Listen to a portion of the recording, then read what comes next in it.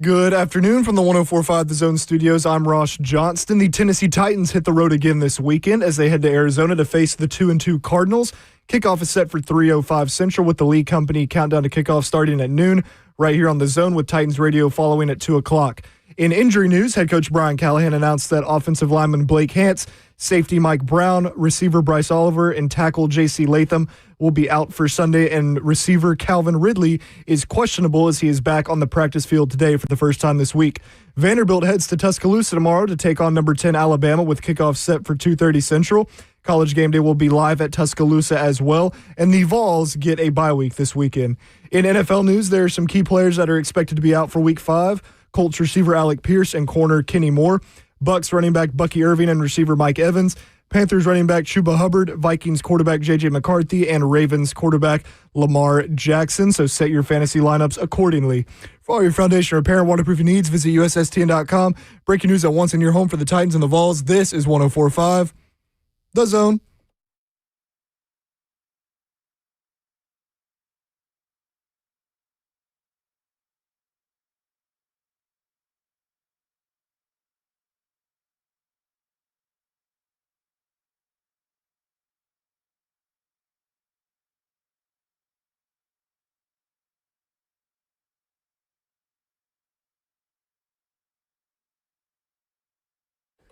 Cover 2 with Blaine Bishop and Zach Lyons here on 104.5 The Zone, powered by All Four Seasons Garage Door. 615-737-1045 is the number. We'll be joined by Jordan DeJaney of CBS Sports to go around the NFL with him. But article over at PK.com just came out, Blaine. Oh, did it? What did it say? I missed it. So it was talking about the K-ball situation, this mystery K-ball situation that the Tennessee Titans have used as a way to kind of say, hey, I think we got really screwed on this K-ball situation. You know, it's not our fault that after 2 timeouts and running our offense on the field after the second timeout and then changing our mind halfway through, it's not our fault the K-ball didn't come out there. That's officiating. That was the officiating's fault. Well, come to find out, it is not the officiating's fault because the head of officiating sent out a video to all 32 teams using this as an example to re-explain the proper process of how the K-ball is handled. Now, for those that may not remember the whole K-ball situation, it was the Rams game, if I'm not mistaken, right? It's been so long ago, and there's been a myriad of mistakes from this team, but it was the Colts game. The Colts called a timeout. The Titans then proceeded to call a timeout. And then the Titans, after the second timeout, ran their offense out on the field. And then they decided they were going to substitute and put their kicking unit on the field, all while the play clock is winding down. Right.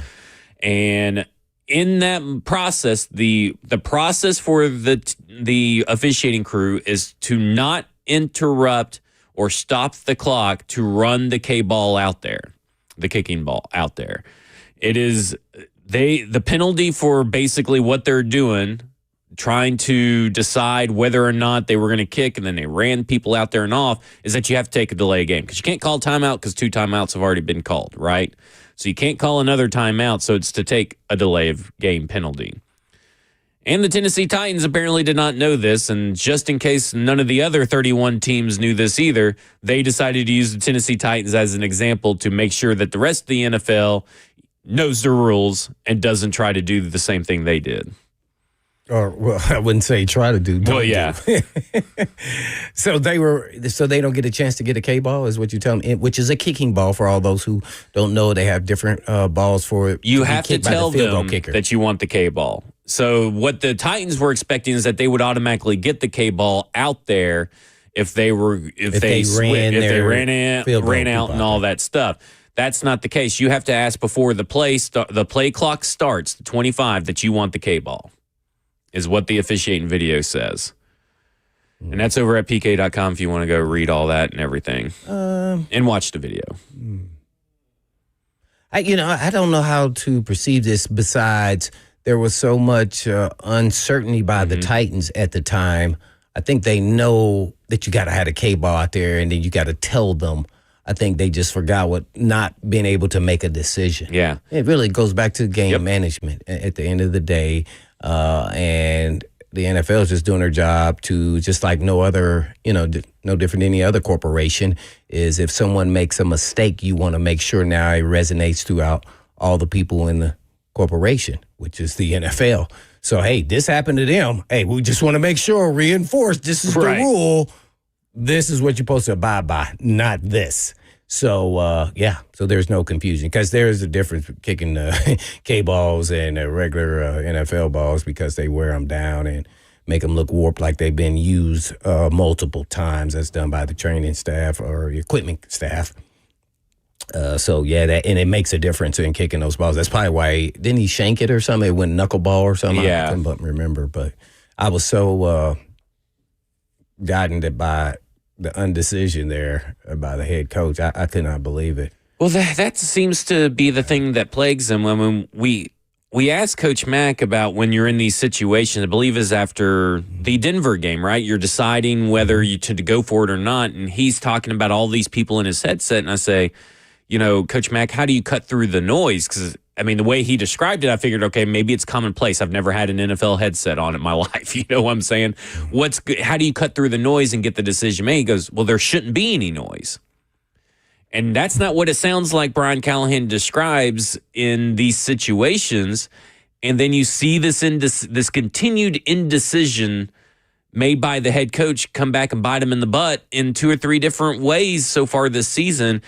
Feels like too many cooks in the kitchen is kind of what it feels like. Like there's too many voices in his head and he's not being able to make his own decisions and come to a conclusion at some point. It's like you had a timeout for the Colts. First off, your quarterback was already signaling he wanted to go for it and was waiting for you to give him a play before the Colts even called a timeout. And I think you got really lucky the Colts even called a timeout in that instance because you probably could have got to delay a game or had to call the timeout first. And I don't know if they would have. So there was indecision before the timeout. The Colts called the timeout. You didn't come to a decision within that 30 seconds. You call a timeout. You didn't come to a decision in that 30 seconds. And then the play clock starts. You send out your offense. Then you pull them off the field and send out your kicker. Like, that's a mess. That's a procedural mess that, again, it sounded good to blame the refs. But in reality, it's your indecision that led you to that situation, put you into that situation. Yeah, it just reaffirms everything that we thought we knew, to be honest. I have no idea about the headset. I've never had a headset as far as a coach throughout a game. But to me, there should be, I guess a system in place. To me, you should be only listening to one person. Maybe that's the person who knows the rules and what's going to be happening. As far as your OC and DC, you should be prepping them about what you are thinking about doing, and then so they can be prepared. Should be from the top down, not different people in your ear giving you opinions about what should be done. That means it wasn't organized. It wasn't a system in place. So if that was the case, but at the same time, now you got, just imagine if you listen to the OC, the DC, your guy's supposed to know all the rules, your special teams coach. That's 4 people now that are talking. If I'm the head coach, that's not the way, it's not how it's supposed to be. Right. No. So maybe they have seen themselves the undecision, and so now they're implementing themselves because they know not only his, but their job is on the line as well. Because I don't know if you all have noticed, but these last 2 weeks, they've cut to the sidelines on the broadcast where Bones Fossil is in the ear right up next to Brian Callahan before they go for a 3rd and 12 and then run the ball and stuff. And I'm not saying Bones Fossil is telling them that you run it here, you know what I'm saying? But he's saying, he's probably telling them, hey, if you need the points, my guy can kick the field goal. Right. Well, he's updating him on where the distance is and what, hash we like it in this certain situation and, if it's capable. But he's doing his job. Yeah. So. I just find it weird that he's not doing it through the headset. He's doing it like right next to him. I don't know. I've just seen him cut away to it a couple of times, and I don't feel like I've ever seen that. You know what I'm saying? Not that it doesn't happen, but I just find it. Maybe too many people was talking on there, so he likes to. That's what I'm saying. I don't know. I mean we all guessing here. I have no idea. Guessing, but it just. Or is he just showing his leadership skills. And he sees a weakness here, and, hey, I want to help this coach along. He's struggling, and let me to give him more information or maybe some comfort or confidence. Yes. Which I think Bones Fossil has shown that he is that kind of a man, right? Like our teacher and coach, in the sense of, we heard him talk about practice. Well, he spent like 2 minutes talking about the practice habits that he tries to instill with the special teams, why the special teams has improved, and all that kind of stuff. Super methodical. And maybe he sees someone struggling. He's like, well, I can't sit idly by on my hands and just let someone drown. I have to try something. And maybe that's the situation that we're seeing. It's just that, this going back to this indecision and all this kind of stuff. I mean, it's just like, he goes, well, if we would have got the K-ball or if we would have made the kick, nobody would be talking about it. I was talking about before you even decided to kick it. What are you guys doing? Why is your quarterback looking over there saying, we want to go for it, where's the play? And why aren't you going ahead and going for it? Because it was 4th and 1 or something like that. I mean, it was right there. Why aren't you going for it? It's like, why aren't you throwing it on 3rd and 12 to maybe see if you can get a defensive pass interference or see if you get into closer field goal range off a pass. Instead, you're doing a 3rd and 12 run play. He was still thinking about, dang, I wish I had Latham out there. Probably. I mean, I don't know, man. That was all jokes, but yeah. Hey, man. Yeah, these things, second year, I'm not impressed with that at all. Yep. Let's go to Luke and Smyrna. Luke and Smyrna, you're on with Blaine and Zach. Hey, guys. I just had a question. Going to Tuscaloosa this weekend, do you think the winner of this game is going to be the B side to whoever is the A side to the SEC championship? I would almost go for Luke and say that maybe they are the A side to the B side. Because if Vandy goes into Alabama and beats them, they're a legit team, like Vandy is. And I think Vandy's a pretty good team anyway, but they're like legit. You could beat anybody. Yeah, if you could beat Alabama on the road, you are a legit team. You could beat anybody. Any game is wide open. They'll be in the playoff hunt. Yeah, and if Alabama trounces Vandy, who is a really good team regardless of the outcome of this game, then Alabama's found their mojo. And I think Alabama's the A side. I mean, I get that Ole Miss had a good win against LSU, but I don't really think highly of that LSU team, but a win's a win for Ole Miss. So maybe Ole Miss is still the A side, but I think whoever wins this game may move up the ranks and be the A side for the SEC championship. And was that his question? Yeah. Who would be the A? They said, would they be the B side? So, like, would they be the number 2, Vandy or Alabama, whoever wins this game, be the number 2 to someone else's number 1? And I'm thinking, well, really, I think they may be number 1 to someone else's number 2. Oh, yeah. I think either way, as far as Vandy's concerned. Yeah.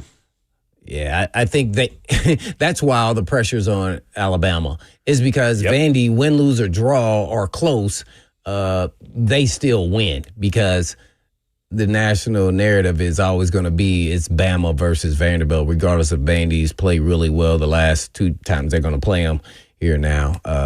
So, I think it's going to be, I am going to be watching from beginning to end because it's just something about Diego that you just don't want to bet against a guy like that. They are very dangerous.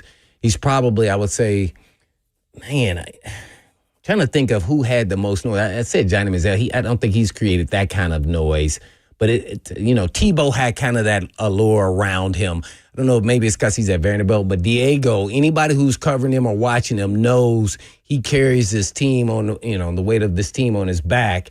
And it's just one of those guys you just wouldn't bet against. Not now. Especially now, he's got everybody else marching to the drum of what he does. And that means his team. So now their belief is off the charts. So if they get up, they're going to start pounding Alabama and running. And they have been running down people's throats, by the way, especially second half. Yep. I'm thoroughly impressed. So I'm interested to see if it's close and they start going to the woodshed there and running down people's throat, how Alabama responds to that, because I don't know if they'll be able to stop them.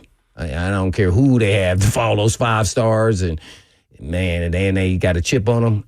Ooh, that's going to be really. I want it to be close in the 4th, just because I want to see how both sides respond. Yeah. They seem like a team just makeup wise too, and it starts with Clark Lee and Diego as well. That like they relish these type of games. Going on the road, 100,000 fans cheering against you, rooting against you, and just being the underdog, everybody counting them out. And that's a dangerous team to be playing when they've got nothing to lose and they want this opportunity.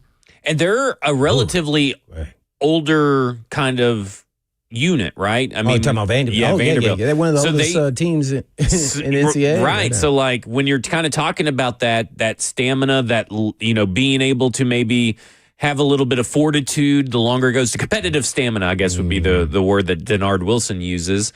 They seem to find it in the second half.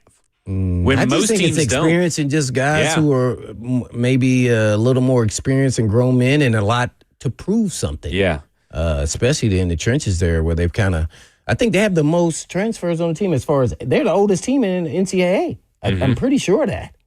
I know they are at least in the SEC. Yeah. Oh, in the SEC. Okay. And I know that at least. Yeah. The real Mike Jones in the F&M Bank chat, Twitter, YouTube, Facebook Live says Bama already found their mojo.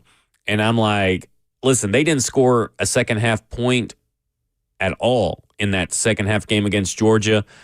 I'm glad that they won, but I still gotta find that real signature blowout win against a good team that makes me believe.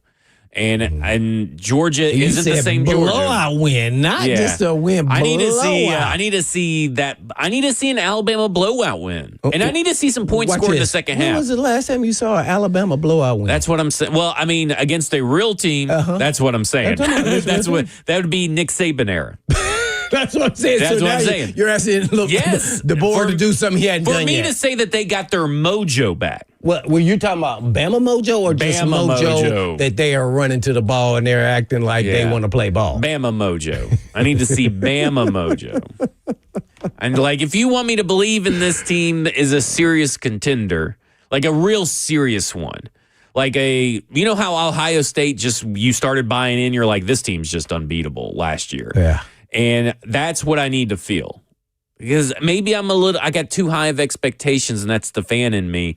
But, like, I can't go through this up and down roller coaster ride with Alabama. I need to see some consistent play. And I need to see some points scored in the second half. 14.5 points scored in the second half on average is 44th in the country. I got to see better than that. For me to believe in a team like this can be a playoff threat. Is it different when they play at home, though?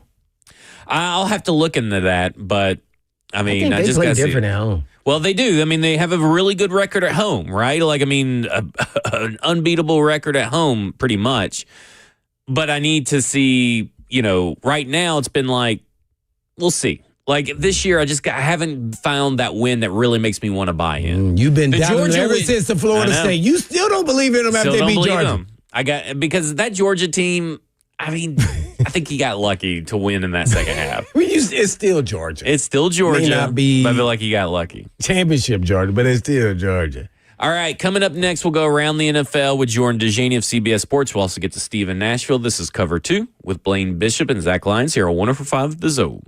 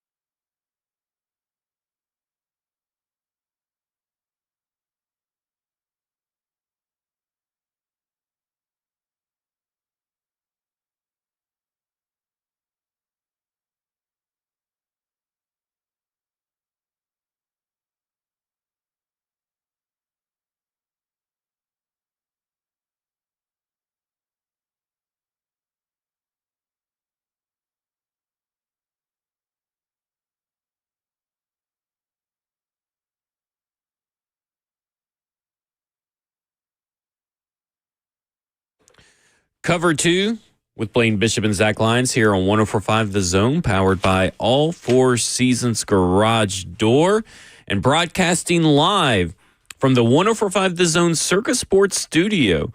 Kentucky's largest sports book can now be found at Circa Sports at Kentucky Downs. And we're going to go around the NFL with Jordan DeJaney of CBS Sports. And Jordan, I hope you're enjoying this lovely Friday. And I have to ask, there are 3 0-4 teams, the Jets, the Titans, and the New Orleans Saints.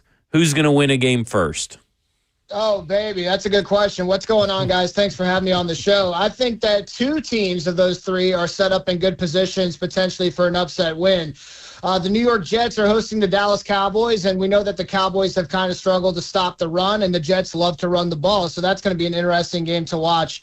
But how about the New Orleans Saints? I think that they were extremely feisty against the Buffalo Bills last week. It was a tight game midway through the fourth quarter. They're hosting the New York Giants and Jackson Dart coming off of that incredible upset win over the Los Angeles Chargers. But if you head over to your favorite sports book, it's actually the New Orleans Saints who are favored in this matchup. And I kind of agree with Vegas on this line.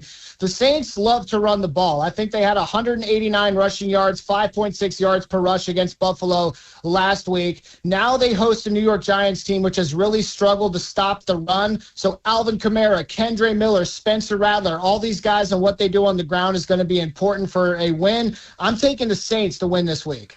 I have to say Spencer Rattler looks pretty good, but on the other side of that, Jackson Dart got his debut last week, got the win for the New York Giants. Of course, the team kind of rallied around them in a couple of different plays. What did you see from the New York Giants and how Jackson Dart kind of was a spark for that team? I think you said it right there. He was a spark for that team. They were excited to have him behind center. They were excited to have him in the lineup in front of their home fans, and that team went absolutely wild. When I watched Jackson Dart play the position of quarterback, to be honest, not to take anything away from him, but I didn't see anything spectacular. What I did notice was that he really made an impact with his legs, and I think a quarterback with any kind of hint of athleticism is going to have a better chance behind that offensive line than Russell Wilson did. So that was the big factor, in my opinion, with Jackson Dart's first NFL start. He only had 111 passing yards, I think, had a passing touchdown off a shovel pass, but he did make an impact with 54 rushing yards and a rushing touchdown. So this was a prospect I wasn't exactly in love with throughout the pre-draft process. But again, he added a spark for this Giants team. Unfortunately, he's going to be without his wide receiver one, Malik Neighbors, for the rest of the year, but I'm excited to see what he can kind of bring to this offense. All right, Buffalo Bills and Philadelphia Eagles are both on the other side of the coin. They're both 4-0. Who loses first?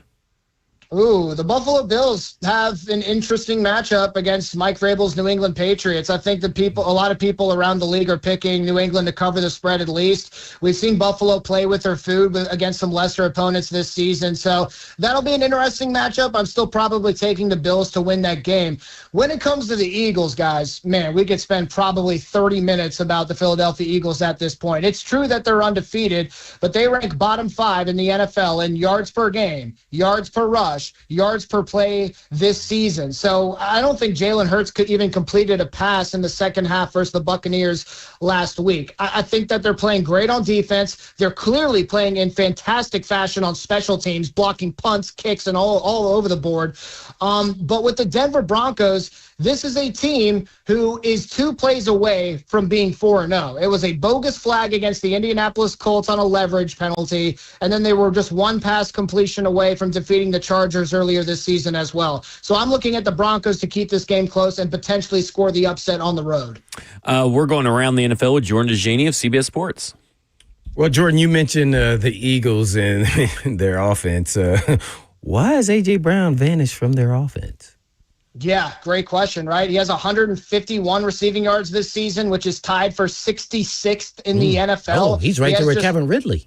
Yeah, exactly. He has just 1 catch in the first quarter this season, I think. Just 1 of 8 targets thrown more than 10 yards down the field this season.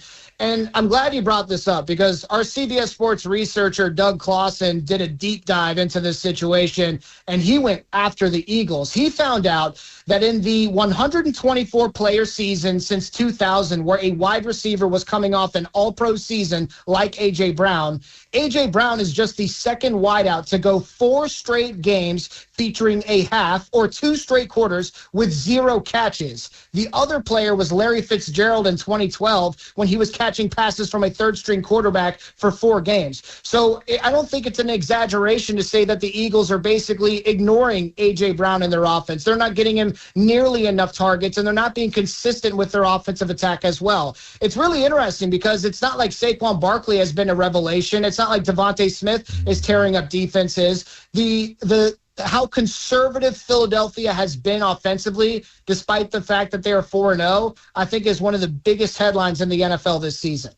Well, naturally, the Tennessee Titans play Arizona, but they have this tight end that I sent you. I don't know, what's his name? Tip Ryman? Yeah, he doesn't believe birds are real, right? Is that explain this to me? Because when I sent this to you a couple days ago, you were like, "Oh yeah, I know this guy." You know this guy? Yeah, I do know this. Yeah, we are a part of the same cult. We don't believe that birds are real. They aren't. They aren't real. Exactly. The birds. They're government drones. There's surveillance. Thank you. Ross, Look at all of please us. help me we with all this believe- madness. Those are just all believe pigeons. Oh, just the pigeons are real. Yes. So tell a little bit about this story here about this guy. Yeah, so he believes that birds are simply just not creatures found in nature. They are devices that serve a darker purpose in today's world, such as spying on the general public. And during his 100%. NFL Combine, he told reporters, he's like, to Ross's point, he said, "Have you ever seen a baby pigeon? How do we know that power lines aren't just pigeon recharging stations?" And I think it's a fair criticism from Tip Ryman. I definitely may find myself in alignment with him. But the funniest part about this whole story is that he was drafted by a team that has a bird for a mascot. You know where this started, Blaine, don't you? No, where did it start? Memphis. Oh my, that tells everything right here. Since we're talking about fraudulent talk here, who is a fraud right now in the NFL? What team? I mean, you just talked about the Eagles. They're 4-0, but nothing about their stats tell you they should be 4-0. Who's a fraudulent team right now? Yeah, I think you can make a case for the Eagles with them being bottom 5 in virtually every offensive metric. But at the same time, they've been a really efficient team as well. I want to look, I can't say the 49ers after their performance last night against the Los Angeles Rams. They're going to be a feisty team, but I will point out that the NFC West appears to be the toughest division in the NFL. I may be ready to flip on the Pittsburgh Steelers. They're sitting at 3-1 in the AFC North. And what's really interesting is that sportsbooks have the Baltimore Ravens, who are 1-3, by the way, still as favorites to win that division. I don't know if that's something to come to fruition, but that shows you that sportsbooks are really low on the Pittsburgh Steelers. When you watch that game against the Minnesota Vikings in Dublin this past week, it's easy to say the Steelers' defense is back, right? They had a magnificent performance against Carson Wentz. But my main takeaway from that game was actually that the Vikings lost like 3 starters along the offensive line during the course of that matchup, and that's what really sunk the Vikings' chances in that game. So the Pittsburgh Steelers sitting at 3-1, I'm kind of giving a side eye towards them. Man, I have to ask you, we were going to discuss it all week, but Zach didn't want to talk about it. And that is not just kidding, is Shedeur Sanders and the meme. What was going on here? What was your perception of the third-string quarterback being asked questions about, I think, was it Joe Flacco that asked? They asked about Joe Flacco and how much he's helped him and Dylan Gabriel in the meetings, and then he came up with that. Yeah. That was a long pause. I didn't know what happened. But, I think they asked him a lot of different things, whether Dylan Gabriel taking over, what Joe Flacco has added, but he answered all of those questions with nothing, with moving his mouth. And when he did this, I knew exactly what he was referring to. It was Rex Ryan and his very pointed remarks saying that Shedeur Sanders needs to get his butt in line, stop being a distraction, learn the playbook, and get ready to be and fulfill all the things that come with being a backup quarterback for an NFL team. situation. I understand why Rex Ryan said that, because Shedeur Sanders made headlines just over a week ago by saying, when you look at the quarterback play around the NFL, I know I can be a starter in this league. You don't necessarily want to hear that from your inactive emergency third-string quarterback. But at the same time, you also don't want your inactive third-string quarterback to be making headlines by doing his mime routine in the locker room, because that's going to generate just as much attention. So I didn't find it too humorous. I guess I would lean a bit more towards it being cringy, maybe even a bit immature. I think it would have been a better course of action for him just to give the textbook answers. I'm here to support Dylan Gabriel any way I can. I'm excited about this opportunity. I think that this Browns offense is getting back on the right track. I'm excited to see what happens moving forward. Whatever you have to say that is coach speak, player speak, in my opinion, that is way better than just moving your mouth with nothing coming out. Well said. And lastly, we got to ask you about our quarterback, the Titans quarterback, Cam Ward, saying we played like ask. What did you think about it? What did I think about it? Yeah, they just said, and that, national media, they were saying that he was talking bad about his teammates and all this craziness. What? So obviously there's been some criticism about his comments, and I'm not going to say the Titans and their coaching staff that were critical of it. They certainly talked about it, right? About him maturing and understanding that his words carry weight. But here's the thing. I think it's actually a very simple conversation. It's two sides of the same coin. You want your quarterback, your face of the franchise, to be honest about the product that the fans are watching every single Sunday. It's very bad. There's no doubt about that. We respect that honesty. But at the same time, we don't want you coming up with catchy catchphrases that can be posted on T-shirts or on signs above bars, such as "we ask." That's going to be something that's negative towards the franchise as well. So there's a fine line where you can criticize the offense and what you've been able to accomplish or not accomplish so far early through the season without coming up with a catchy catchphrase that's going to make headlines all over CBSSports.com. Well, I mean, I don't think he intended it for it to be a catchphrase. Sure. But you have to be aware enough that it possibly got to be careful with your words. He's just frustrated, but I had no issue with it. But I wish he would have chose some different words, just like yourself. Yeah, I agree with that. Speaking of ass, Robert Saleh was about to kick someone's ass on Sunday when he said, "I will F your world up" to Liam Cohen in the post-game exchanges. I guess tell everybody why he said that to Liam Cohen. Talk about this legal cheating and all this kind of stuff.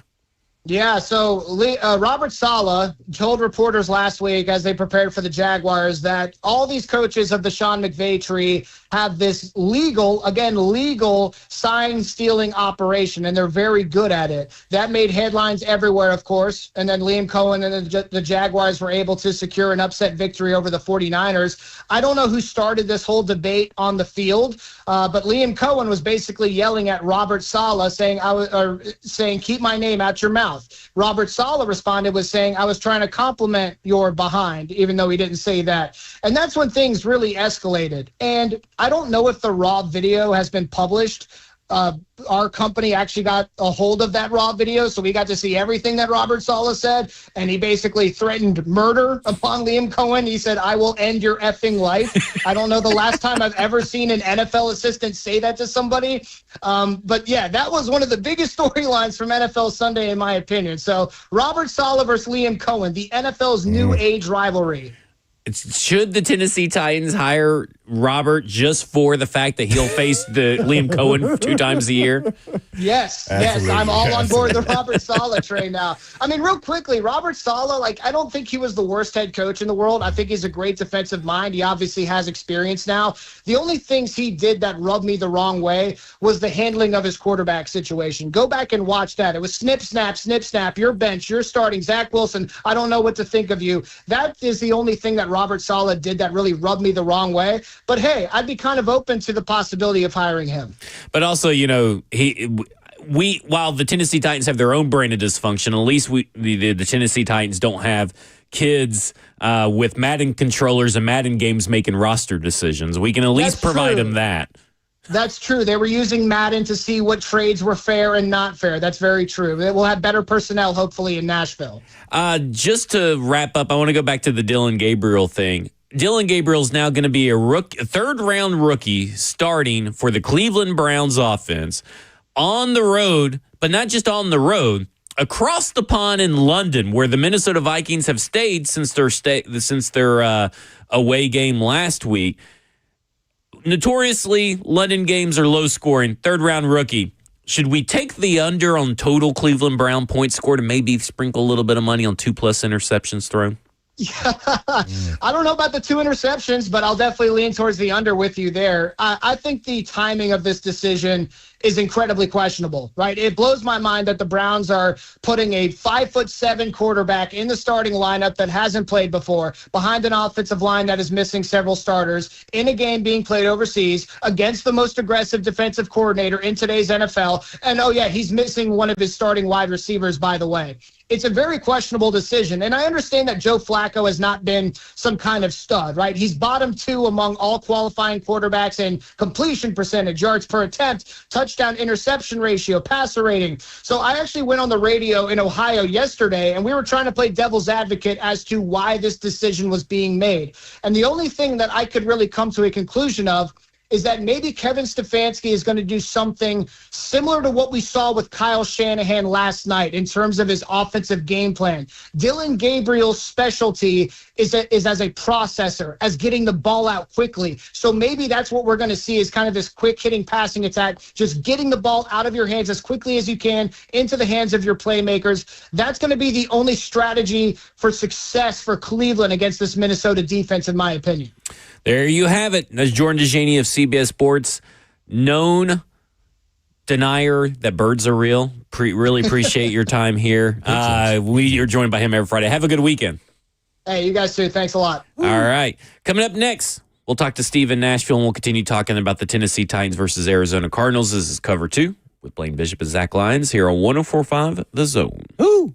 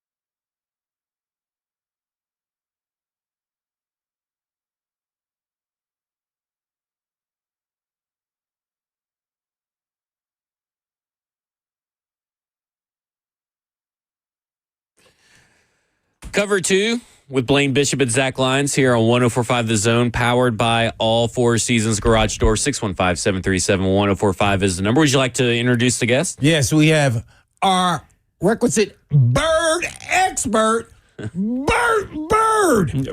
Bert Bird is here Bert to Bird is explain here. about are birds real? Because, we have a tight end that plays for Arizona. I hope we bird and fly right and hit him in his throat every play and dominate them.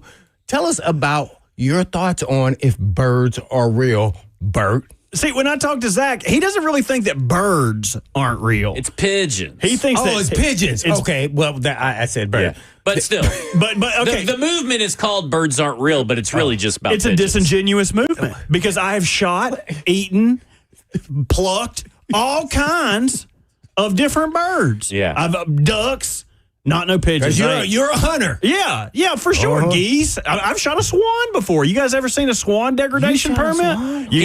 Can you shoot a swan? You Is have that to, legal? you have to put in for a ticket because you can only kill so many of them a year. But it was on a wind farm where they have big turbines spinning, and they got a degradation permit because the swans kept flying into the windmills. But I've plucked apart a bunch of them. I've ran over a bunch of birds. When I was a youngin', I used to go in the woods and shoot anything that flies. If it flies, it dies. Yeah. And I ain't never found a camera, a bolt, a screw, a gadget, nothing in a bird. No But if wiring. it- No, but if you it- didn't have to rewire a bird. Never. After No. you shot it, and then it got up and said, I'm a machine. Yeah, but you better believe if I got a robot bird, he would be on my shoulder all the time. He'd be like my little parrot if I could have a robot bird. Okay. You say if it Non-believer. flies, it dies, but it's really, I've heard if it flies, it spies. What do you think they're looking He's for? trying to come up with It's T-shirts. the government. What It's do you the think? government keeping an eye on everybody. These pigeons. That's why they are always on. The pigeons are always on power lines because they're recharging. Now, if you think the government is following us, then everybody with their phones, that's how they're following us. Oh, that too. Not a bird. But listen, the birds are solar powered. If the grid on the cell phone tower goes down, they'll always have the surveillance birds. So what about there's nighttime? What do? They don't got to see nothing at night? Why wouldn't they have pigeons with night vision? That's what the owls are for. So owls are also not Some real. owls. Ooh, Now, ooh. some owls. I would make the case that would be more likely than pigeons. Because the owl's head turns. Well, and they're silent flyers, just Yep. like a military jet. Have you Like- ever had an owl fly over your head? No, I have. You wouldn't know Oh. because they're silent. Yeah, except for when they're right over your head. It'd go. Boom, boom, boom. We used Yeah. to have one in the barn, Yeah. an owl, and you'd hear him calling. It was the scariest thing in the whole world. At night, you hear one of those. Yeah. Here's the question: Yeah, How I much? used to be like, what? Hey, what is that? Yeah, I'm going back to the house. I want to know how much Big Bird is paying you to say all this pro bird stuff. Big Bert or Bert? Big Bird. I am not in any position to say that. They pay See? handsomely. Yeah. Big Boss Bert actually stands for Big Bird Bert. Someone said we should have called you Rob Bird. Oh, That's a Rob good one in the Bird. chat. That was That's busting tough. diamond in the chat. That's tough. Anyway, I'm going to go spend all of my birds aren't real money. Thanks, guys. There you Dang, go. I wanted you to. Oh man, I wanted you to say something super funny at the end. Hey, What you left Love me you. hanging? Hey, I love you guys too. Love you too. Love you guys too. Love you, Ross. Thanks for asking. all right, let's go to Steve in Nashville. Try to get this show back on the rails. Steve, you're on with Blaine and Zach. Hey guys, there's 30 minutes of my life I can't get back. I know, right? That's all good. I'm not here to defend Callahan by any means, okay? I think it's a complete show. But look, you don't get anything from firing him. The only thing you get from firing him, what game do you want to win next? If you want to win the Patriots game, fire him before the Patriots game. You know, because the teams usually come out and play a whole lot better the next game. But I just want to put 32 names in a hat. We're 31. My wife and I did this past week. And I've had season tickets since day one. Blaine, I've seen you play all your stuff too. At Pride, they're grown men. But pick out a name in a hat and talk about them. At least pick some team out of there.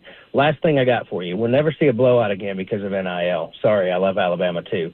Secondly, and no one said this, I would try to trade Simmons straight up for A.J. Brown. Ooh, I don't know. Maybe they will go for that. Let me ask you a question. Do you have new PSLs? You said you're a season ticket holder. Do you have Yep. ones for the new stadium too? We do. So I should be allowed to complain about them as much as I You want. should. You would be allowed to complain about them regardless. I was just curious. I'm a glutton for punishment. What can I That's say? what it sounds He's like. been paid off by Big Bird. Yeah, he's been paid up by Big Titans. It's Big Birds. It's Angry Birds. It's Angry Birds. Angry Birds. Yep. That's another way the birds are spying on us, Angry Birds. Angry So he's Birds. saying, who do we have in the 32 people in the hat, huh? 31? Yeah, we literally put 32 names in a hat. Yeah. And picked out the two teams we're going to follow. I think we wound up with the Giants in the NFC, and for some odd reason, I think it was the Jaguars in the AFC. So that's, just follow those two teams this year, and at least you have something to cheer about. Oh. There you go. All right. So what if you had your dream scenario, who would be the next head coach of the Tennessee Titans? Dream scenario. They could be having a current job, not current job, whatever. No. They don't have a current job, and I think he'd be the best guy for the job. Who? John Gruden. Oh, okay. All righty. Okay, let me throw it back at you, Blaine. Who would you hire? That's a long conversation. I'll explain Tommy it Reese. after the break. No, I would not hire Tommy Reese. I know you can. I'll come down to the studio with Chad first. It won't be Tommy Reese. Y'all be good. All right, All thanks, right. Steve. I know you love the John Gruden idea. I'm so sick of it. From what I've heard, he's keeping an eye on the Florida Gators job. From what I've heard, They did not toss out the NFL lawsuit and everything, so he is winning that battle at this point in time. So, would he be on your list or no? He wouldn't be my first, but I wouldn't be opposed to it necessarily. Mike McCarthy would probably be my first. Yeah, look at you coming around to the Mike McCarthy. I didn't feel like when I first said it, you were a little hesitant. No, because you were saying Matt Nagy. And Mike McCarthy, I'm leaving my options open. You don't just narrow it down. You got to go through the interview process. Big Mike or no one else at all. Trade Simmons for A.J. Brown. The Eagles have Jordan Davis and, who am I blanking on the other guy that they have? Jalen Carter. Already. Georgia. I mean, obviously, you can't have enough defensive linemen. I mean, the Titans only have one. They could use 50 of them. So I don't know if the Eagles really entertain that. I think you feel like you would have to get A.J. Brown and one of those guys, a Jalen Carter or Jordan Davis. But at the same time, I mean, I would like it just because I would like A.J. Brown, but you are trading away your best player to come into an offense right now that I don't even know if A.J. Brown can save at this point. Ooh, that would be a tough one there, especially being that he was a former Titan. So we've seen him live. I probably, being where we're at, knowing who he is, somewhat of a diva, and demanding the ball, I just don't know if that would be a good fit at this point. We are a growing, building team. I would think he would want to be on a pre-existing playoff contending team. So I just don't know if I would consider that just one for one like that. I would carry more weight for a first and a third or second and a third or fourth or something than A.J. Brown. I just don't know if he would get us over the snide. Yeah. Well, coming up next, we're going to talk about why coaching more than ever has mattered this year in the NFL. And we'll also talk about the Arizona Cardinals versus Tennessee Titans. This is Cover 2 with Blaine Bishop and Zach Lyons here on 104.5 The Zone. The Pigeons are spies.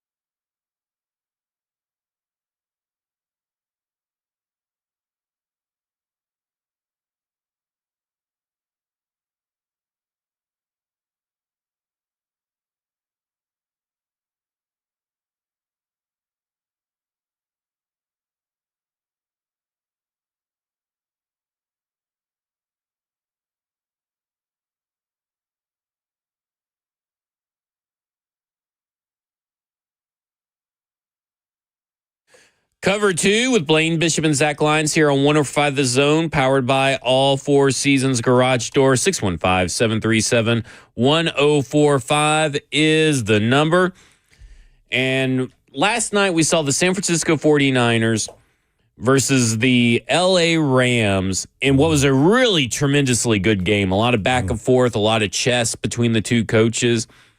And if you look at the starting lineup for the San Francisco 49ers, who ended up winning the game, their backup quarterback, Mac Jones, who is the quarterback that really Kyle Shanahan wanted over Trey Lance, but he talked himself out of it. Has no one to blame but himself for not drafting Mac Jones. Which is what he said in his book. And then it's Kendrick Bourne, Demarcus Robinson as your two starting wide receivers. Then you had Luke Farrell as a tight end. On top of that, your third for the 49ers, the third wide receiver getting the most run was Marquez Scantling,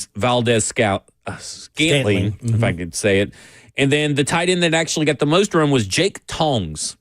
Tongs? Tongs. Oh, tongs is what you pick up food. Yeah. And they were able to score 26 points against a very good Rams defense. And they even had a couple of backup offensive linemen and Connor Colby playing. And to me, this says a lot about how much coaching, and maybe a little bit of rivalry game sprinkled in here, but how much coaching really matters in the NFL. Because not only that, Robert Saleh, he has a very, very young defensive unit right now. And while Matt Stafford looked really good, they still only scored 23 points, even with Matt Stafford going for 300-something yards and 3 touchdowns. That's a testament to what he was able to do with this young group. And it just tells me right now, and I think coaching has always mattered, but right now coaching seems to matter a whole lot, especially if you're on the other side of the coaching spectrum, which the Tennessee Titans currently are. But I wonder how much the readiness and the technique of the college students, and how really college students are getting away with not having really good technique and stuff, and makes coaching matter more in these moments now. That's a great point observation by you. I've always valued coaching, but maybe more now just because of all the recruiting and the NIL and guys bouncing around, and maybe they're just living off their athleticism. And then when you get into the league, everybody's super athletic. So you got to rely on technique and understanding how they're trying to approach you and attack you. So putting your players in good positions to succeed based off of their skill set and their traits. Naturally, McVay, Shanahan are at the top of the chain pool here as far as coaches and their offenses. I just wish we could get halfway there. I think we'd be fine. Yeah. I mean, man. It feels like even watching this Cardinals team, it feels like we're light years away from being a modern offense. Ugh. I just don't even want to think that can change quick with the right coaching, but it's not going to change this season. It can. Yeah, so... Yeah, just to see Mac Jones do really well. And I actually liked Mac Jones last year versus the Jaguars. We must not forget he did really well there in his little time starting when Trevor Lawrence was down there, and his first year with the Patriots until they decided to, or Belichick decided to put a DC into the OC role. And then all of a sudden now Mac Jones can't play. So I thought that was really interesting. And that was all coaching. And then he fell off a cliff and then lost confidence, and then so he had to regain it. So hats off to Mac Jones. I think he's a solid player. Probably could get by, maybe eventually being a starter in this league and being a solid contributor, but that's yet to be determined. But man, I was impressed, and it's really the style that they play, using the running game into the passing game. And man, it's just they're the king of the hill, man, calling plays. Both sides. I was just enamored with play calling on offense, and then that approaches by the defense and the different things that they were doing. It was high-level NFL football, and just reminded me that we're a long way from that. Yeah, Lauren asked, I may have already told this story this week on the show, but Lauren had asked when I got home if I wanted to watch, Sunday Night Football last week, and I said, no, I just can't take it. Because I can't take watching good teams and will play after I just watched the Tennessee Titans just not look like it just is not good. It's not a good product on the field. and it stems from coaching. But I did want to ask you because we had Steve call in, and you kind of mentioned that you had a guy that you would consider as head coach, and you got a little sly look on your face, a little smirk. And I'm curious because I haven't been told even during the break who is the guy that you're kind of like, that's a guy I got my eye on if Brian Callahan were to be fired. Well, the reason why I was looking like that, it was because it wasn't a particular guy. Yeah. It was how I would go about this coaching search. Love it. And how I would approach it. And once it becomes a coaching search, is first and foremost, I would hire an advisor, someone whose acumen in the NFL or football world is just off the charts. Can you name anybody that you may know? Yeah, Blaine Bishop. No. Oh. No, that wasn't the guy. Well, that's the guy I would choose. Well, now, actually, I would, jokes aside, maybe Thomas Dimitrioff or a guy like that. I would hire someone to help me go through this process. So now I will learn the things that I don't know when I'm interviewing. And the number one person that comes to mind is Nick Saban. Oh, yeah. So that's the first person I would hire as my advisor. And he's sitting in on all these meetings. And I'm going to actually let him run those meetings with everybody else who's on that board or making decisions, the ownership group and GM or whoever, president. I like it. And so I would lean on him to be making decisions. Then while I'm doing that, I'm also trying to talk him into being my president or the head coach. Yep. Because then if he doesn't want to go back in coaching, here's the carrot to Nick Saban to me is you never had success at the NFL. Now let's show us that you can have success at the NFL. See? Belichick didn't have success. Now it had success. That would mark that marketability little box that they like. I'm going to win with South and being an Alabama guy, a big name. And then now, guess what? I can lean on to him whenever there's issues that he can handle because he's handled pretty much every situation that's ever happened. Right. Now, so I think I would probably consider that. Now, that doesn't tell you who was all on his coaching tree and all that and who he would hire. I don't know. He's the expert. I am not. I'm just the owner of the team. I'm the billionaire. So I'm going to hire someone who can sit in this chair and I know he is success written all over him. It's just a matter of time. So I'm going to lean into that. That's kind of how I approach it. Or somebody like that. Because he's himself. Because you've alluded or you talked about this a lot. Yeah. And it's like when people say, well, Brian Callahan was the offensive coordinator of the Bengals, and you're like, well, what did he do? Right. Chad Brinker was over there at the Green Bay Packers. Well, what decisions did he actually make? Same with Mike Bergonzi. You don't know. Because Mike Bergonzi, everybody's like, well, they drafted Patrick Mahomes. Well, what did Mike Bergonzi actually do in the Patrick Mahomes evaluation? What if he was on the other side and said, well, we're really not ready for Patrick Mahomes, right? What with Nick Saban, you have a proven track record of what he's actually done that has led to success. So if he were to lead your coaching search, I would say that would be a wise guy to have because like you said, you can look at him. You can look at his track record and his history and know that he did all the good things at Alabama. Yeah. And then that would lead me down the road. Okay, do I hire a first-time NFL head coach? Yeah. A young guy from college that you believed in, that you worked in before? Or do I have to be offense or defense so I don't, lose a guy? Like, take me through this carousel and then explain to me why you're making these decisions. Yeah. That's what, smart people do, hire other smart people that are smarter than them at what they need them to do. And then you lean into that and you learn the process. And that, to me, so somebody like that. There's other guys. Yeah. Nick Saban just always comes to mind because he was, he had failures early on with the Browns as a head coach and in coaching. And then he found his niche, and even with the Dolphins. Yeah. I I like that post of advisor in that role, or maybe even team president, whatever you want to call it. And of course, I'm going to start there, and then I would just see how much once he starts his. Once he starts, does he get the feel does he get the itch? And okay, this is where I really want to be as far as my role.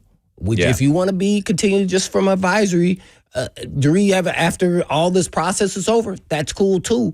We can sit up in the suite and you can kind of take me through what happened on this play. What decisions should a coach be making? What should he be thinking about on the next play? Just give me your evaluation. So that's kind of, and I would probably have, 2 or 3 guys like that.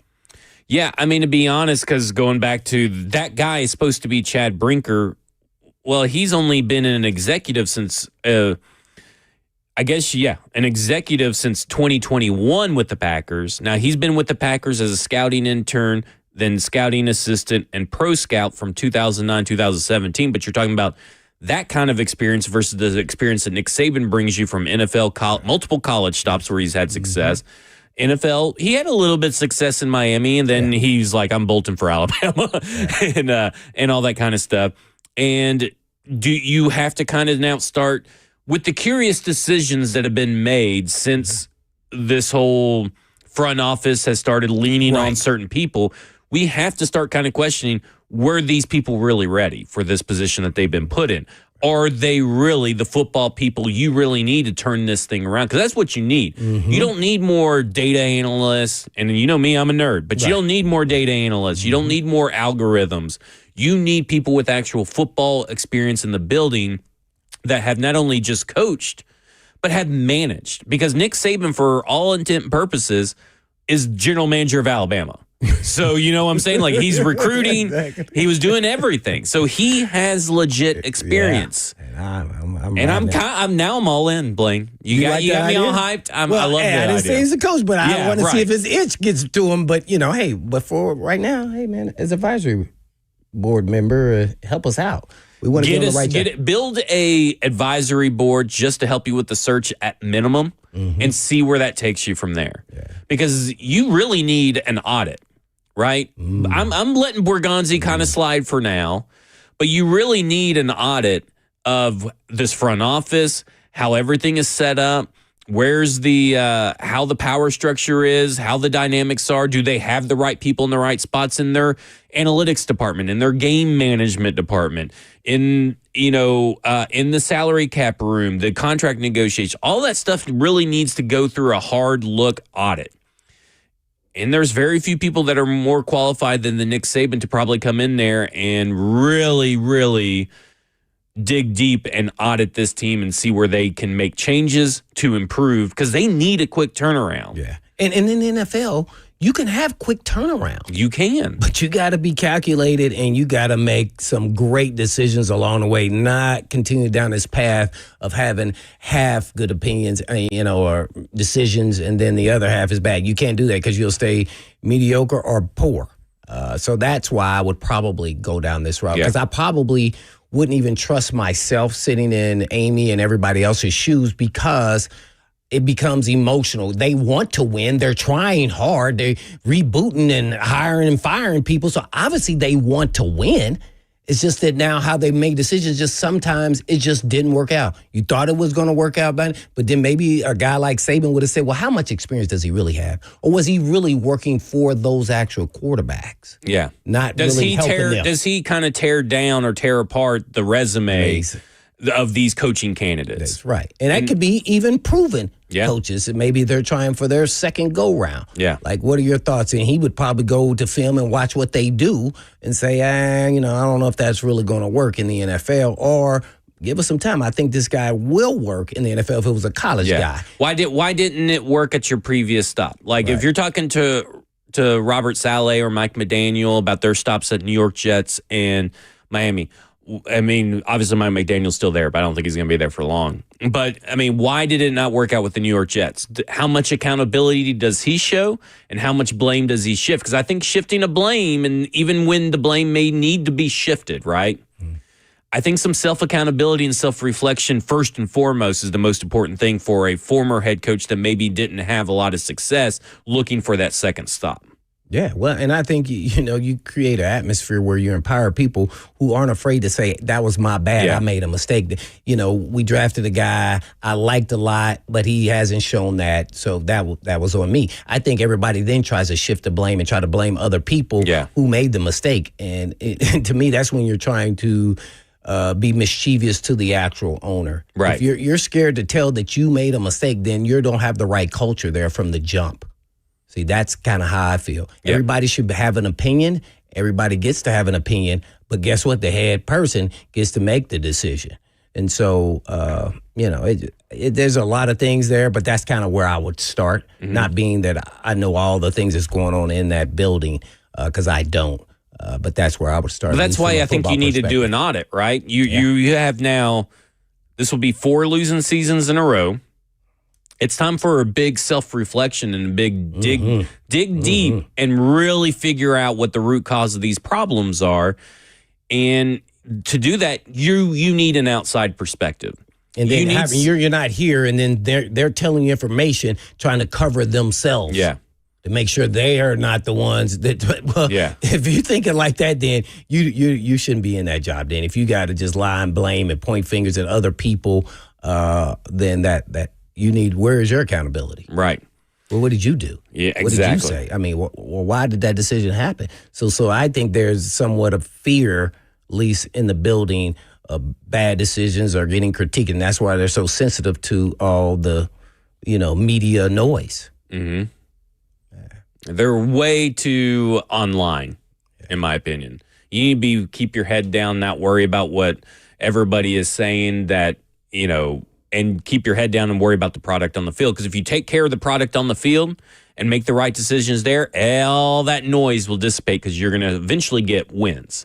Winning cures all. And I don't know if I think this team, the way that it's ran lately, it's more like we want to win in the public perception with nice guys and good stories and stuff like that, and not win on and not really focus on what really matters. The players on the field, the coaching on the field. So maybe they're getting close. Maybe with the GM and the draft picks, but they definitely got to go another go round, and then if they got a lot of money available, see how much they spend to make sure that they get some good players, good young up and coming players too as well. All right, coming up next, speaking of good up and coming players, they're all over that Arizona Cardinals defense and offense. So we're going to talk about, is there anywhere the Tennessee Titans have an advantage for the Arizona Cardinals that they can exploit to get a win?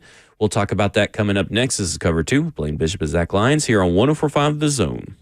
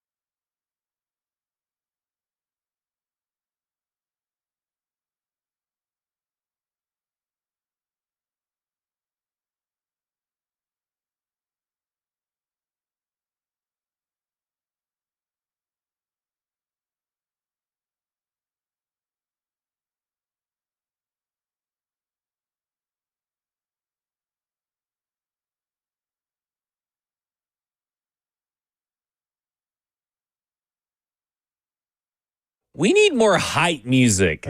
I mean, this is cover 2 with Blaine Bishop and Zach Lyons. We just said that Nick Saban needs to be the advisory committee. We need something that gets the blood going. That puts us to sleep. What's going back there, Ross? I actually need my heart rate lowered after watching the Titans play. So a little chill, a little skies. Man. All right, cover 2 with Blaine Bishop and Zach Lyons here on 104.5 The Zone, brought to you by All Four Seasons Garage Store, 615-737-1045. And we're, of course, broadcasting live from the 104.5 The Zone Circus Sports Studio. Kentucky's largest sports book can now be found at Circus Sports at Kentucky Downs. Okay, so Blaine, I've spent a lot of time looking at this Arizona Cardinals offense and defense. And man, I know that they're 2-2, but they barely lost to the San Francisco 49ers. And they barely lost to the Seattle Seahawks. They may not be a team that would light the world on fire, but this is a very much, when we talk about kind of what I thought the Tennessee Titans would be, win or loss, doesn't matter, competitive, even in their losses, this is kind of what I thought the Tennessee Titans would look like. Now, that's not to say offensive identity and all that kind of stuff. I just thought they would be competitive with their young players, because now Monty Ossenfort has constructed a very good roster. Former assistant GM here. Built a good roster over here at the Cardinals, a good young roster. A lot of their young players are playing. And so, to me, it's like looking at this team, I could not find for the life of me anything that the Tennessee Titans could exploit other than maybe special teams to win this game. The Arizona defense run game. You can find nothing? I couldn't find anything. Mr. Positive. I mean, it's as the president of positivity, I am positive that the Arizona Cardinals are going to win this game. Oh man, you can't be putting those two words together in the same sentence, man. It's oxymoron. You can't do that. But like, president, I was like, okay, well maybe the Tennessee Titans can run on them. Well, crap, they're smothering everybody in this Where run are they game. ranked in the run again? Well, right now they're top 10 run defense, and no matter what metric you look at, they're top 10. Yards per attempt doesn't matter. Like success rate, EPA, DVOA, the film. Like they are a good run defense. What about their coach? Who's their coach? The DC. Jonathan Gannon. Gannon, and then Drew Petzing is their offensive coordinator, and their defensive coordinator is Nick Rallis, who I don't know his. Have to go check out their staff. But okay, so couldn't find anywhere there.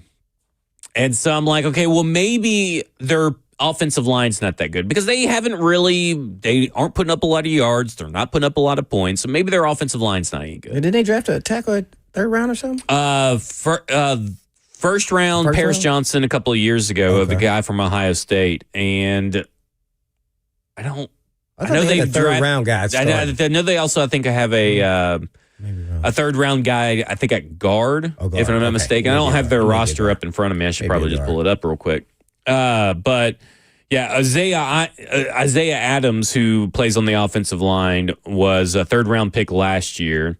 They got Kelvin Beachum, who's playing, I think, at the other tackle spot for them. But he's an older guy. Yeah, but he was a first round pick, right, for the Jets? Is that the same guy? He was a seventh round pick for the Steelers a long time ago. I'm talking about somebody. He played for the Jets, though, at one point. Yeah, he did play for the Jets. You are right on that. I didn't know Jonah Williams was still kicking in the NFL. Yeah, that's who the guy I think you're thinking of. Jonah Williams is the first rounder from Alabama that drafted by the Bengals. Drafted by the Bengals. Okay. I think that's the other guy you're thinking of. But regardless, how they look. They're good. I couldn't believe it. And now some of that's probably Kyler Murray's ability to scramble and everything. But to put it into context of the data from what I saw on film, I didn't think they would rank this high. Watching them, I was like, okay, they're probably a top 15 unit, which a top 15 unit is a lot for this defense in the Tennessee Titans to overcome. But they're actually number 4 in pass block win rate on ESPN. And they are number 6 overall in PFF's pass blocking efficiency metric. So right now... So they face I'm thinking about this now. They face the 49ers, the Seahawks, NFC West. Yeah, so those would be the two big ones, but because they've also faced the Panthers, who probably have a pass rush similar to the Tennessee Titans, and they played the Saints, who probably have a pass rush better than the Tennessee Titans. Not much, but still better. Yeah. So, I mean, they did get a little bit of a break at the beginning of the schedule, but the last two teams that they played, the Seahawks and the 49ers, they continued the trend, right? So they started off with the Saints and the Panthers. And let me say something, Tennessee Titans fans that think, that, well, they had an easy schedule, to start the year. Well, you are the Panthers and the Saints. Well, you're not the 49ers and the Seahawks. So, and you're at their house. Thanks for giving us clarity there. Yeah. So, just so we know, because people love, the Cardinals are overrated. And I'm like, but you're that team. You're the team that they should beat. You get what I'm saying? That's what you are right now. So it wasn't that. I couldn't find the pass rush because, like I said, Tennessee Titans have one of the worst pass rush. They have one of the best pass blocking units. I was like, okay, maybe the Tennessee Titans can stop the run because they are playing Amari DiMarcado and Michael Carter. They're on their third and fourth string running backs, respectively. So maybe they could do something there. But this is a really good run blocking unit, too. And then I think, well, they're going to play a lot of 12 and 13 personnel with 2 tight ends and 3 tight ends. They're going to have this defense in hell in those run situations because this team can't set the edge properly. So I'm just like, didn't we sign the ends to set the edge? Well, that's what they were signed for. I don't know if they have really successfully done it, to be honest with you. But, I mean, we're talking about a Tennessee Titans unit that everybody runs on the Tennessee Titans. That's really what the shirt needs to be. Not nobody runs. It needs to be nobody, then crossed out and to say everybody. Because Woody Marks just ran all over the Tennessee Titans. Oh, yeah. He got player of the week. He did. He did. Yeah. So, I don't know. It's tough to find the competitive edge that you're looking for when you're talking about the units, the defense and the offense for this Tennessee Titans team. Because to be honest, this defense, third in pass breakups, they have 23 pass breakups in the NFL through 4 games already. I can't find it. How my guy Buda Baker looking?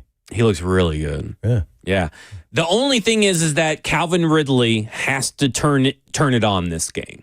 Oh, well, then maybe you can do it. Is he practicing today? He didn't practice the last 2 days. He did practice today. He's listed as questionable. Okay. I think he's trending towards playing. Okay. Good. Tyjae Spears trending towards playing. He hasn't been officially active, but they made it sound like he's trending towards playing. Kevin Winston wasn't listed as doubtful, so maybe he's going to be available. But, someone in the chat earlier asked, so I'll ask this question right off the top because I know I've been talking probably way too much. Right. But someone at the very beginning of this said, can we expect Kevin Winston to kind of provide a bump for this defense? Because this is going to be his first active NFL game coming back from injury. So how much can we expect from Kevin Winston this game in all reality? That's a tough one there. It just depends on his role. So I would assume that he's probably playing in one of the nickel dime packages to cover McBride. That would be a big task, but I think he could be up for it for a good awakening, especially early, and with his talent to be able to rapidly in game figure it out. And, some of the time, every time he touched somebody, man, the ball seemed like it went the other direction. So this dude's kind of heavy when he hits or paying PBUs there. So I think he could contribute in a really good positive way of another weapon that you could bring in passing situations, especially when you're playing these elite tight ends. That's kind of how we view it. I don't think he'll be starting. I wouldn't do that. But, hey, maybe they want to start him and get him out there and keep him all warmed up, and you have to worry about standing and everything else. So, I'll be excited to see him play. What did you see from the Arizona Cardinals team when you watched? I know you watched a lot of the defense, so what did you see from this team so far? Man, I was stunned. I was pretty much like you. I just didn't dive into the stats like you did. I thought they played really hard. They played a better schedule of teams that they played, and they played very competitive and could have won them, really, to a certain extent. If Harrison comes out of his junior stands up for any period of time consistently throughout a game, man, they're really good. Kyler Murray's up and down for me. I loved him in college, in his pro career. I think he has issues seeing the field because of his height. So you have to be in shotgun. So his running ability becomes a major factor in having a spy. But guys are open sometimes, and he just can't see them. He just can't see them. There's guys open. So he's kind of a dangerous guy. I'd be interested to see how much longer he'll be there in Arizona for those factors. Because you could almost say that maybe he is the reason the team isn't 4-0 right now. Yeah. Not to say that he's turned the ball over, but when you kind of look at how their drives kind of stall a lot, because they hold the ball the longest on drives, the fourth highest rate, right? Like the fourth longest. And then you see that they get the eighth most plays in per drive. So they're sustaining drives, which is not a good thing for the Tennessee Titans defense, but they're sustaining drives, are just not closing. And some of that has to do with, when they're in the red zone. We've had some drops too. Yeah. When they're in the red zone, they're 19th in the NFL when they get to the red zone. And so I do wonder, a little bit, it's probably Marvin Harrison Jr., right? They've kind of had to get on the same page a little bit. And man, you see him throwing in the dirt so many times where you thought the receiver, Harrison Jr., was supposed to be running a fade stop. Instead, he just keeps on running. And, so I don't know what they're reading out there. If he's impressed, then you do back shoulder. If he's not, if he's off, then you run a hitch. I don't know. But, man, if they get that working, I just hope they don't get right. This would be, everybody gets right against the Tennessee Titans. But they are a well-balanced, and you're right on it. I would have thought that the Titans would be somewhat similar to this in their play and very competitive against really good teams and saying, oh, man, we almost there. We just come a little short against the elite teams, beating the teams you're supposed to beat. So, yeah, they're already there. Dang. This will be a tough one, though. You just never know in the NFL. That's true. Who shows up. Maybe they look past the Titans thinking that, they're not very good. And then they come out a little too relaxed, and then Titans get up on them. And then now they're chasing. Different deal when you have, control of the game. So never know. Because they do coming up. So then Arizona's favored by how much? Last I checked, 8.5 points. Oh. And then so they got the Tennessee Titans, the Arizona Cardinals do this weekend at home. Then they traveled to Indianapolis Colts and they have the Green Bay Packers. So then they have their bye. So it's kind of setting up a little nice for them that maybe they could sneak a win from the Colts or the Packers and combine that with a win against Tennessee Titans. And they're looking pretty good with a winning record heading into the bye. And you consider right now the Colts and the Packers to be top 10 teams in the league right now. So that would be big. Yeah, I look at this, people like to throw out the term modern offense, and my big thing has been is that I've become increasingly convinced that this is not as modern as what we were sold, this Tennessee Titans offense, because I look at this Cardinals offense and I see how they're using multiple looks, multiple people running out of it, passing out of it, the same looks down the field. They're layering plays constantly, and they've adapted to their personnel. Okay, we don't have a lot of pass-catching tight ends. We don't really have a lot of weapons, right? We got pass-catching tight ends. Not a lot is what I'm saying. Well, no, I'm talking about the Cardinals are saying this. Yeah. So what we're going to do for the Cardinals is that we're going to lean into 13 personnel. We're going to put out all of our tight ends. We're going to go real big to the small defenses that you normally see out there. And that's what a modern offense does. What you saw Kyle Shanahan do last night is what a modern offense does. What we have seen Brian Callahan do is do something that back at his introductory press conference, Rand Carthon said that's not what we're going to do. Remember, he bungled the whole Golden State Warrior metaphor. He says we don't need to be shooting three. You can't win in the league only shooting threes. And he used the Golden State as an example, and of course they're really great, at doing that. So the example didn't land. But what he was really trying to say is that you have to lean on the run, then you have to lean on the pass. You can't just go shooting threes constantly. Oh, yeah, no doubt. And this offense feels like it's constantly shooting threes. This Tennessee Titans offense, it's not relying on its post players, whereas this Cardinals team kind of reminds me of the Pacers, the Knicks, and the Thunder. They're trying to get everybody involved. Mm-hmm. Everybody eats, and they're all working in unison. Yep, and that's how you're supposed to build your team. Yep. Right there. Yep. And then when you start getting superstar pieces, then all of a sudden that elevates everybody. Yep. Yeah. So they're a player or two away. Yeah, they really are. You go watch this Cardinals team; they're a lot better than what impressed. You would think. I'm like, man, Osenfeld, man, he's done a good job. Yeah, he's done a very good job. What's funny is that he's assistant GM with the Titans, and GM with the. What's funny is that even Vrabel didn't want him. Vrabel wanted Cowden, remember? So Vrabel wanted Cowden. The team didn't want Vrabel or Cowden or Ossenfort. And now look at Ossenfort really has the last laugh over there right now. Yeah. Maybe Vrabel and Cowden get there, but what Ossenfort has built over there has been pretty impressive, and it's been mainly through the draft. Mm-hmm. And I do think that maybe Kyler Murray's kind of on his last few years. Mm-hmm. He even said something. They were talking about a new practice facility that's being built over there. He's like, well, hopefully I get to see it. Yeah, right. I think it'd be in 2 years or so. Yeah, something like that. Yeah. Well, the reason why I keep bringing up Kyler Murray, it's not more say about his play. It's just that, I know people around there that I think they question his leadership style. Yeah, I was about to say, he doesn't seem to fit the vibe that I think he's kind of to himself, and it makes it seem as though he's kind of a me guy instead of a team guy. And that may be just who he is, and that's not what he's trying to do intentionally, but I think it could come across that way to some people in the media as well as on the team. Because they are building something different than it.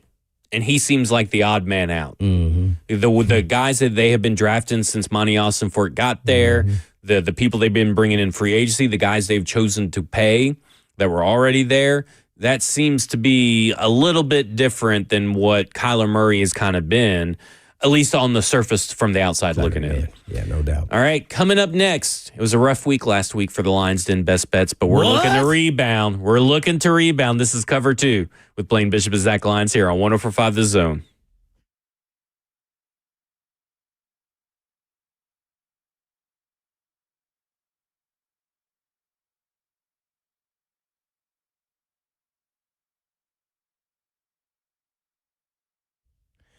One of the marks of a good parent. They warn their kids about danger, who to trust, and what to avoid, how to make smarter choices, of course. Hey, folks, it's Blaine Bishop for Eurofix. And Eurofix repairs European vehicles, and Eurofix believes in warning their customers, too. In one case, Eurofix wrote a $5,500 refund check to a customer. You say, who does that? Eurofix polices themselves, of course, and that's why. Because not every auto shop tells you the full story. Some oversell, others cut corners. Some just may not know what to do. So you could pay for something that you don't need. And Eurofix makes quality repairs at below dealer pricing. It has been since 1999. So get a free 15-minute no-wrench inspection and a 3-year, 36,000-mile nationwide warranty on all the work Eurofix performs. And rental cars are available with every appointment. So stay on the road, because if you're off the road, that means you're on the tow truck. And Eurofix make sure you're not on that tow truck, because they've been family-owned locally for over a quarter century. 5 locations in the state of Tennessee, and all you have to do is just give them a call at 844-EUROFIX. That's right, 844-EUROFIX, or you can visit them online at myEurofix.com. That's myEurofix.com.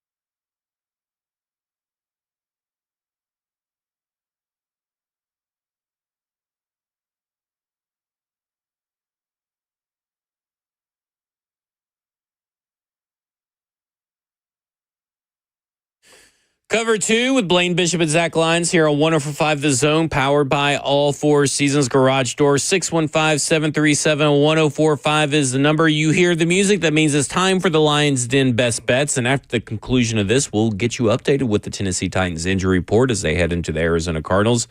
It was rough last week, Blaine. What was your record? Give us the 411, Ross. Since you are the president of loser. I got one bet. Right. Out of my 5 bets. What percentage is that, math guy? So Florida State, that's not good.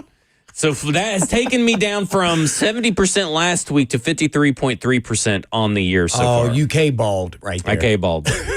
So Florida State obviously lost to on Thursday or Friday night. Last Friday night. That's when they stormed the field and almost killed Squirrel White. Did you ever see that? That was crazy. That. Oh, man. And you just wonder what happened. Yeah. Nobody just a seed. I'm like, this is why you got to keep people from running immediately and let the players get off the field. Ross was in that crowd. He carried a field goal one time. Yeah. Illinois, I did get that one right. They won against USC, but so they covered their spread. Arkansas got boat raced by Notre Dame. I'm gonna really can't believe that. I'm gonna really blame Chris Phillips on that one from SEC Unfiltered. He said that Arkansas was gonna keep it close. See, there you're a point the finger guy. You're a point the finger guy. Never your fault. You work for the Titans. You've been watching too many press conferences.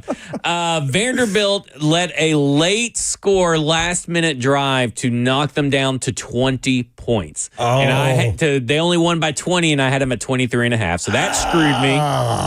And then Texas A&M only won by 6 points, and I had them at 6.5. So they had to win by 7.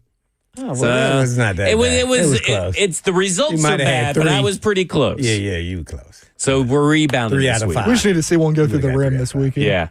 So we're doing it this week. We're rebounding. We're going to go for a perfect 5. What's your music? I mean, come on, Ross. He already played it. Ross gave you the he oh, he did? That was our bump music. Oh, that's on me then. Yeah. Well, I should have played when he's loser, you have to play loser music. Oh, we need loser music? When he loses, he goes 1 for 5. There you go. I can't hear you. My earpiece is not working. Oh, there you go. All right. So we're starting off, since Illinois was great last week, I'm taking Illinois again to win at least by 10 points against Purdue. Fighting the line now. So we're going Illinois minus 9.5. We're going Mississippi State. They're going to cover the spread. I'm a little nervous about this one, but I'm riding with Chris Phillips. I'm riding with Chris Phillips. Mississippi State is going to cover the spread of 14.5 points. That means they can lose by 14, but nothing more against Texas A&M. I thought you said he led you astray last week. He did, but I'm not. That so doesn't just one time. I'm not gonna, just because I kind of feel it too. But oh my, you're acting like one of those birds. Yeah, I'm just gonna go back to him. One of those birds. Here's one I got right now. Troy Moneyline at home. Ooh. They have South Alabama, and they're actually home underdogs a little bit. Troy Moneyline. So Troy Moneyline versus South Alabama.